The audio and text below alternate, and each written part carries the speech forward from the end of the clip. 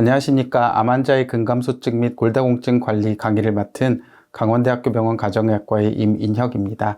근감소증과 골다공증은 암 환자 치료 후 굉장히 중요한 질환들인데요. 제가 준비한 이 부족한 강의가 여러분께 많은 도움이 되었으면 좋겠습니다. 먼저 근감소증에 대해서 말씀드리겠습니다. 먼저 암과 영양의 관계에 대해 말씀을 드리겠습니다. 암 환자의 영양은 여러분들 다 아시다시피 치료와 회복 과정에 매우 중요한 핵심 요소가 되겠습니다. 일단 암에 걸리게 되면 암세포 자체가 높은 에너지를 요구하기 때문에 체내의 단백질과 지방이 과도하게 소모를 하게 되고요. 이로 인해서 체중 감소, 근육 손실, 염증 반응들이 증가를 하게 됩니다. 이로 인해서 치료 반응 악화 및 사망률이 증가를 하게 되고요. 이것뿐만 아니라 이제 암 치료 과정에서의 부작용도 영양 상태의 불균형을 일으키게 됩니다. 암 치료 과정에서의 부작용은 식욕 부진, 구토, 설사, 구강 건조, 미각 변화 등을 일으킵니다. 이로 인해서 섭취량이 감소되게 되고 영양 결핍이 초래하게 돼서 치료 효율이 저하되게 됩니다. 이러한 영양 부족의 위험은 암 환자 중에 20에서 70% 정도로 굉장히 많은 분에서 일어나게 되고요. 암종을 살펴보면 위장관이나 두경부, 간이나 폐암에서 조금 더 많이 나타나는 것으로 되어 있고, 나이가 많은 경우 그리고 진행하는 암에서 위험도가 증가하는 것으로 되어 있습니다. 이러한 영양불량의 영향으로는 체중 및 근육 감소가 일어나게 되고요. 면역력이 떨어지게 되면서 감염도 증가하게 되고, 이러면서 치료 부작용도 증가를 하게 됩니다. 근감소증에 대해서 말씀을 드리겠습니다. 근감소증이란 나이가 많아지면서 근육의 양, 근력, 기능이 모두 감소하는 질환을 말합니다. 원인은 1차적으로는 노화와 관련이 있고 2차적으로는 신부전이나 신부전, 암, 장기적인 침상 안정 상태나 영양 및 흡수 장애가 원인이 되고 있습니다. 근감소증의 증상은 근력이 떨어지게 되면서 다리의 힘이 떨어지게 되고 피로 등 증상이 나타나게 됩니다. 근감소증의 위험성에 대해 말씀을 드리겠습니다. 먼저 근육의 기능에 대해서 알아봐야 되겠는데요. 근육은 우리 몸에서 에너지의 저수지 역할을 합니다. 또한 혈액과 호르몬의 완충작용을 하는 지대로 작용을 하고요. 뼈와 상호작용을 하게 됩니다. 따라서 근감소가 시작이 되게 되면 걸음걸이가 늦어지고 몸의 지구력이 떨어지게 됩니다. 또한 기초대사량이 감소를 하게 되고요. 이렇게 되면서 일상생활 기능이 전반적으로 떨어지게 됩니다. 또한 뼈와 근육이 상호작용을 하기 때문에 골다공증이 일어나게 되고, 이로 인해 낙상이 일어나면 골절이 쉽게 일어나게 됩니다. 또한 가지고 있던 만성질환이 조절이 불량하게 됩니다. 근감소증의 진단에 대해 알아보겠습니다. 처음으로는 자가진단 설문이 있겠는데요. 여기 보이는 항목들에 대해서 체크를 한번 해보도록 하겠습니다. 먼저 무게 4.5kg, 9개들이 배 한 박스를 생각하시면 되겠는데요. 이것을 들어서 나르는 것이 얼마나 어려운가를 체크하시면 되겠습니다. 전혀 어렵지 않으면 0점, 조금 어려우면 1점, 매우 어렵거나 할 수 없으면 2점이 되겠습니다. 다음으로는 보행에 대한 내용인데요. 방 안 한쪽 끝에서 다른 쪽 끝까지 걷는 것이 얼마나 어려운가에 대해서 앞에 말씀드렸던 전혀 어렵지 않다, 조금 어렵다, 매우 어렵다, 할 수 없다로 0점, 1점, 2점 중에 선택하시면 되겠습니다. 그 다음은 의자에서 일어나는 것인데요. 의자에서 일어나 침대로 혹은 침대에서 일어나 의자로 옮기는 것이 얼마나 어려운가에 대해서 앞에 보여드렸던 것처럼 0점, 1점, 2점으로 체크를 하시면 되겠습니다. 다음은 계단 오르기인데요. 10개의 계단을 쉬지 않고 오르는 것이 얼마나 어려운가에 대한 내용입니다. 이것도 앞의 내용과 마찬가지로 0점, 1점, 2점으로 체크를 하시면 되겠습니다. 마지막으로 낙상에 관한 내용입니다. 지난 1년 동안 몇 번이나 넘어졌는가에 대해서 체크를 하시면 되겠습니다. 전혀 없으면 0점, 1회에서 3회면 1점, 4회 이상이면 2점이 되겠습니다. 전부 체크를 하셨으면 이제 총점을 매겨보시면 되겠습니다. 4점 이상이면 근감소증을 의심할 수 있겠습니다. 이렇게 자가진단을 통해서 근감소증이 의심되게 되면 먼저 근력을 측정하게 되는데요. 병원에서는 주로 악력을 측정을 하게 됩니다. 그리고 신체 기능을 측정하게 되는데 보행 속도를 측정하거나 뭐 걷거나 일어서기 테스트 혹은 이제 간편 신체 기능 검사라는 검사를 통해서 신체 기능을 측정을 하게 됩니다. 그리고 인바디 같은 것을 통해서 이제 근육량을 측정을 하게 되는데요. 이렇게 측정한 세 가지 중에서 근육량과 근력에 문제가 있는 경우, 근육량과 신체 기능에 문제가 있는 경우 근감소증으로 진단을 하게 되고요. 세 가지 모두 문제가 있는 경우에는 심각한 근감소증으로 진단을 하게 됩니다. 암 환자의 근감소증은 굉장히 흔한 질환 중에 하나인데요. 유병률을 살펴보면 전체 암 환자의 15에서 74% 정도로 알려져 있습니다. 특별히 소화기 암에서는 60% 정도로 굉장히 많이 유병하고 있는 것으로 나타나 있고요. 이렇게 근감소증이 나타나게 되면 치료 과정에 여러 가지 부정적인 영향을 끼치게 됩니다. 그래서 근감소증 자체가 일어나게 되면서 항암 치료의 독성이 증가하게 되고 이렇게 되면서 치료를 끝까지 받지 못하고 중단하게 되는 가능성이 증가를 하게 되고요. 그리고 근감소증 자체로서 사망률이 증가하게 되고 재발 위험도 증가하게 되고 합병증 발생 위험도 증가하게 됩니다. 근감소증과 함께 악액질이라는 것도 굉장히 중요하게 이야기가 되고 있습니다. 근감소증과 악액질에 대해서는 뒤에서 다시 한번 비교를 하겠는데요. 악액질이라는 것은 외부에서 이제 칼로리를 충분히 보충하게 돼도 체질량이 없어지게 되는 것을 악액질이라고 말을 합니다. 그래서 암에서 일어나는 악액질은 지속적인 체중 감소와 함께 이제 식욕 부진이 일어나게 되고 이러면서 이제 지방 조직과 근육이 쇠퇴하게 되고 영양학적으로 불균형을 일으키게 됩니다. 악액질은 삶의 질을 저하시키게 되고요. 악액질 자체가 암 환자에서 10에서 20% 정도 사망 원인을 차지합니다. 그리고 악액질이 일어나게 되면 치료 반응이 떨어지게 되고 부작용도 증가를 하게 됩니다. 악액질과 근감소증을 비교해 보겠습니다. 악액질을 가지고 있는 환자의 대부분은 근감소증을 가지고 있고 암 환자에서 근감소증은 악액질의 전 단계로 볼 수도 있습니다. 이 밑에 표에서 이제 비교를 해 보실 수 있는데요. 체중 감소는 악액질에서 나타나게 되고 근육량과 근력 그리고 기능의 저하는 악액질과 근감소증 모두에서 나타납니다. 지방량은 보통 악액질에서는 감소를 하지만 근감소증에서는 증가를 하게 되고요. 식욕부진이나 염증이나 근육이 분해되는 것은 악액질에서 심하게 나타나게 됩니다. 그리고 또한 근육 재생은 두 가지 모두에서 감소하는 것을 볼 수가 있습니다. 암 환자에서 근감소증이 악액질의 전 단계로 볼 수도 있기 때문에 암 환자에서는 근감소증이 나타나게 되면 빠른 예방과 치료가 필요하게 되겠습니다.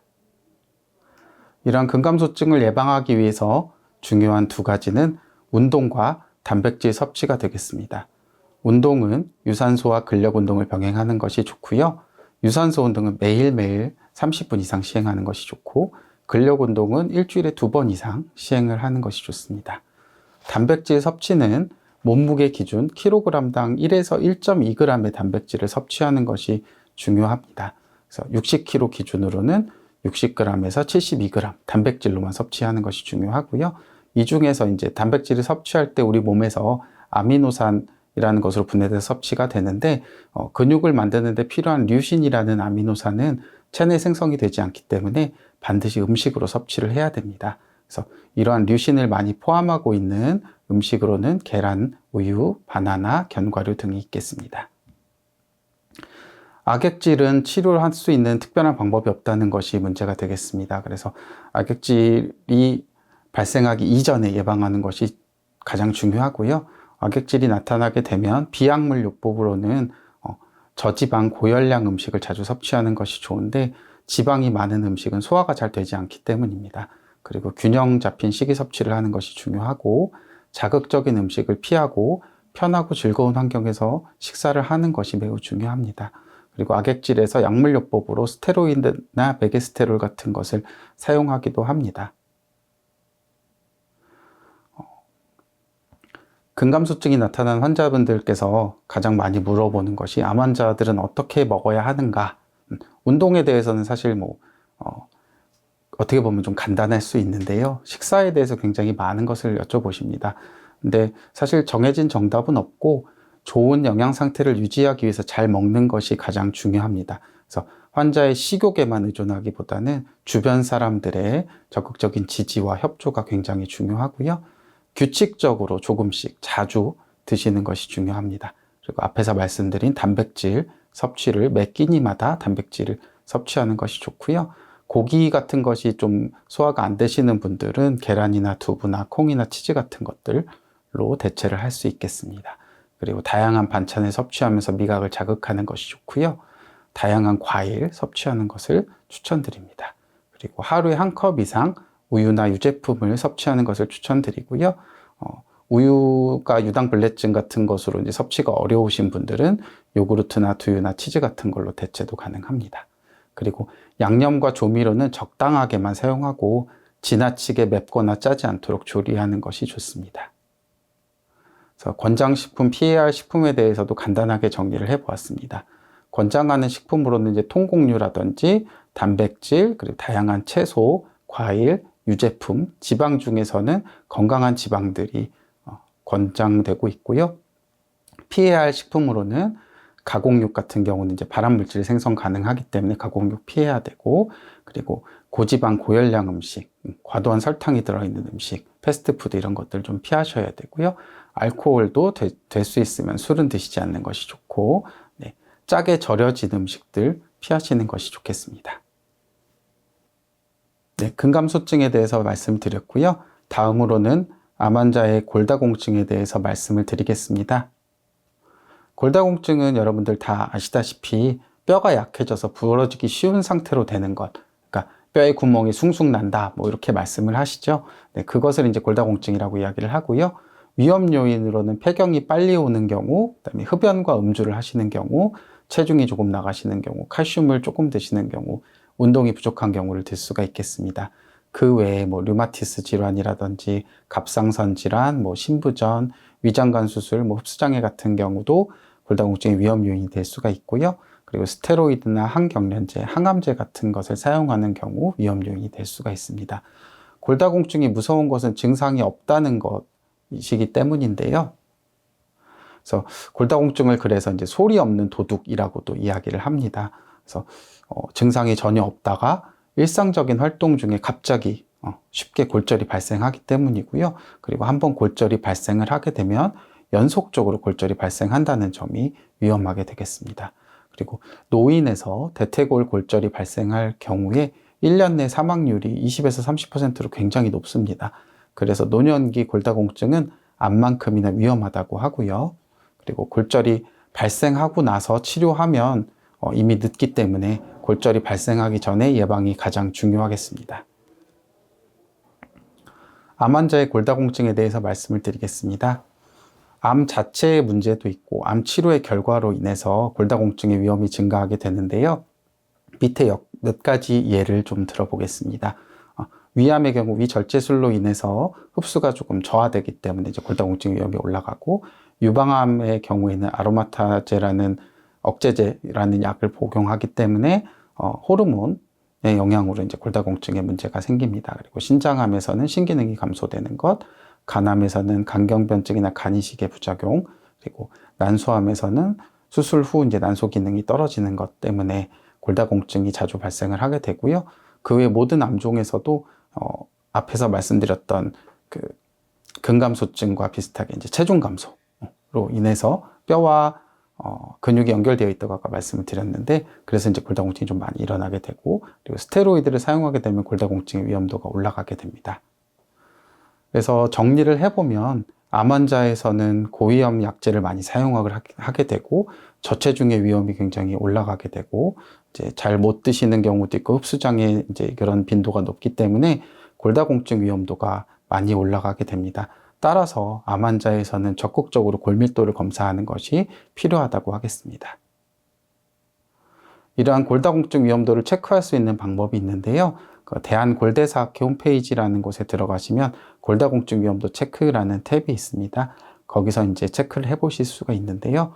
이런 위험도에 들어가는 요인들로는 60세 이상의 나이, 50세 이후의 골절 경험, 저체중, 그리고 40세 이후 키가 감소하는 경우, 그리고 부모님의 대퇴골 골절이나 골다공증 가족력, 그리고 골소실과 관련된 동반질환, 그리고 특정 약물의 복용 이력, 흡연 및 음주, 이런 것들이 들어갑니다. 그래서 한번 체크를 해보시면 좋을 것 같습니다. 다음으로는 골다공증 진단에 대해서 말씀을 드리겠는데요. 가장 기본이 되는 것은 골밀도를 측정하는 것입니다. 그래서 골밀도를 측정을 하게 되고 여기 뭐 T점수라는 것이 있는데 보통 폐경 이후 환자에서 T점수를 이용을 하게 되고 마이너스 2.5 이하인 경우에 이제 골다공증으로 진단을 할 수 있습니다. 그래서 기본으로 골밀도를 측정을 하게 되고 그리고 나서 이제 추가적으로 골절 확인을 위해서 엑스레이를 검사를 할 수 있고요. 그리고 혈액 검사를 통해서는 칼슘이나 비타민 D 수치 같은 것 확인할 수가 있고 그리고 골 생성이나 흡수되는 이런 수치들도 혈액 검사로 파악을 할 수 있고 추가적으로 소변 검사 같은 것도 진행을 할 수가 있습니다. 골다공증이 진단이 되게 되면 치료를 하게 되는데요. 일반적인 치료는 칼슘과 비타민 D, 그러니까 뼈를 만드는 재료들을 많이 쌓는 것, 그러니까 많이 섭취하는 것이 중요합니다. 그리고 체중을 싣는 운동, 그리고 근력을 강화하는 운동을 하시는 것, 그리고 금연과 절주, 그리고 넘어지면 골절의 위험도가 올라가기 때문에 낙상 방지하는 것 중요하겠고요. 그리고 햇볕을 충분히 쬐는 것을 추천을 드립니다. 이런 건 일반적인 치료고, 그리고 이제 약물 치료에 대해서 말씀을 드리겠는데요.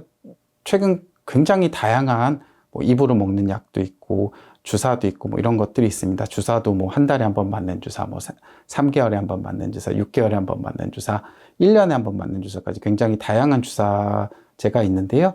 환자분의 뭐 다양한 상황에 따라서 여러 가지 치료를 고를 수가 있게 되겠습니다. 하지만 뭐 요거는 이제 뭐 환자분의 상황에 따라서 치료를 하게 되고요. 주의할 점은 일부 치료제에서 이제 임플란트 치료를 할 때 아주 흔하진 않지만 굉장히 흔하진 않지만 한번 발생하면 굉장히 위험한 질환이 일어날 수가 있습니다. 이제 턱뼈가 괴사되는 아주 위험한 질환이 일어날 수 있기 때문에 임플란트 치료 시에는 치과와 그리고 이제 치료받으시는 병원 양쪽에 조율이 좀 필요하다는 것을 알고 계셔야 되겠습니다. 네, 골다공증 예방에 대해서 말씀을 드리겠습니다. 운동인데요. 근감소증에서 말씀드린 운동과는 약간 조금 차이가 있습니다. 골다공증 예방을 위한 운동은 뼈의 강도를 증가를 시키고 그리고 낙상 예방을 위해서 균형 감각과 근력을 향상시키는 것을 목표로 합니다. 그래서 체중이 실리는 운동을 1회 30분 이상 주 5일 이상 이렇게 말씀을 드리는데 체중이 실리는 운동 생각하시면 가장 쉬운 것은 이제 걷기이고요. 걷기 운동을 1회 30분 이상 주 5일 이상 이렇게 햇볕을 보시면서 하시면 굉장히 좋겠습니다. 그리고 이제 근력 강화 운동하고 중력에 저항하는 운동. 근력 강화 운동은 근육 운동을 말씀을 드리고요. 중력에 저항하는 운동은 가장 쉽게 뭐 말씀드릴 수 있는 건 스쿼트 같은 운동들, 그러니까 내 몸을 들어 올리는 거, 이런 운동을 주 2, 3회 정도 하시는 것 중요합니다. 그리고 골다공증 예방을 위해서는 낙상을 예방하는 것이 굉장히 중요하기 때문에 균형 운동이나 자세 운동, 그리고 스트레칭, 이런 운동은 매일 조금씩 하시는 것을 추천을 드립니다.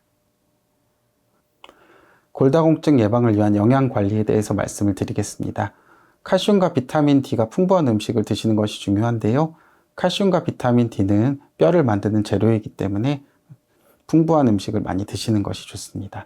그래서 칼슘이 많은 음식으로는 뭐 여러분들 많이 알고 계시겠지만 뭐 멸치 같은 거, 그리고 뱅어포 뭐 이런 것들 많이 이야기가 되고 있고, 비타민 D가 풍부한 음식은 뭐 간이나 이런 것도 있고, 동물의 간 뭐 이런 것도 있고, 그다음에 햇볕에 말린 버섯 뭐 이런 것들이 있습니다. 찾아보시고 풍부한 음식들에 대해서 조금 드셔보시면 좋을 것 같고요.